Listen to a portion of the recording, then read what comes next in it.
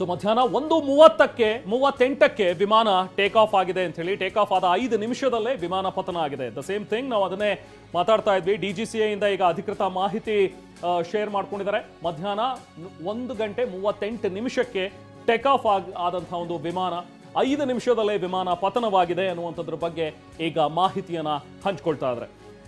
So ಹೀಗೆ 1:38ಕ್ಕೆ ಪತನವಾಗಿರೋದ್ರ ಬಗ್ಗೆ ಸದ್ಯಕ್ಕೆ ಸಿಗ್ತಾ ಇರುವಂತಹ ಒಂದು ಮಾಹಿತಿ. ಅಹಮದಾಬಾದ್ನಿಂದ ಲಂಡನ್ಗೆ ಟ್ರಾವೆಲ್ ಮಾಡ್ತಾ ಇದ್ದಂತಹ ವಿಮಾನ ಇದು ಟೇಕ್ ಆಫ್ ಆಗಿ 5 ನಿಮಿಷದಲ್ಲಿ ಸಂಭವಿಸಿರುವಂತಹ ದುರ್ಘಟನೆ. DGCA ಕೂಡ ಏರ್ಪೋರ್ಟ್ ನಲ್ಲಿ ಹೀಗೊಂದು ಅವಘಡ ಆಗಿದೆ ಅಂತ ಹೇಳಿದಾಗ ಯಾವ್ಯಾವ ವಿಮಾನದಲ್ಲಿ ಯಾರ್ಯಾರು ಪ್ರಯಾಣಿಸ್ತಾ ಇದ್ರು ಎಲ್ಲರೂ ಕೂಡ ಗೊಂದಲ ಇರುತ್ತೆ, ಎಲ್ಲ ಕುಟುಂಬದವರಿಗೂ ಗೊಂದಲ ಇರುತ್ತೆ. ಸಾಮಾನ್ಯವಾಗಿ ಯಾರು ಕೂಡ ಏರ್ ಟಿಕೆಟ್ ನ ಡೀಟೇಲ್ ಗಳನ್ನ ಎಲ್ಲ ಕುಟುಂಬದವ್ರ ಜೊತೆ ಹಂಚ್ಕೊಳ್ಳಲ್ಲ. ಈ ಟೈಮಲ್ಲಿ ಟೇಕ್ ಆಫ್ ಇರುತ್ತೆ ಅಂತ ಗಮನಕ್ಕೆ ತಂದಿರ್ತಾರಷ್ಟೇ.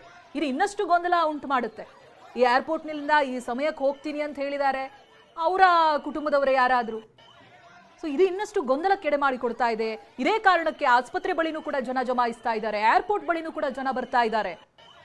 ವಿಮಾನ ಪತನಗೊಂಡಿದೆ ಅನ್ನುವಂಥ ಸುದ್ದಿ ಕೇಳ್ತಾ ಇದ್ದ ಹಾಗೆ ಯಾವ ವಿಮಾನ ಏನು ಇವೆಲ್ಲವನ್ನ ಡೀಟೇಲ್ಸ್ಗಳನ್ನ ತಿಳಿದುಕೊಳ್ಳೋದಕ್ಕೆ, ತಮ್ಮವರಿಗೆ ಏನಾಗಿದೆ ಅನ್ನೋದನ್ನ ತಿಳಿದುಕೊಳ್ಳೋದಕ್ಕೆ ಏರ್ಪೋರ್ಟ್ ಹಾಗೆ ಆಸ್ಪತ್ರೆ ಬಳಿ ಜನ ಜಮಾಯಿಸ್ತಾ ಇದ್ದಾರೆ.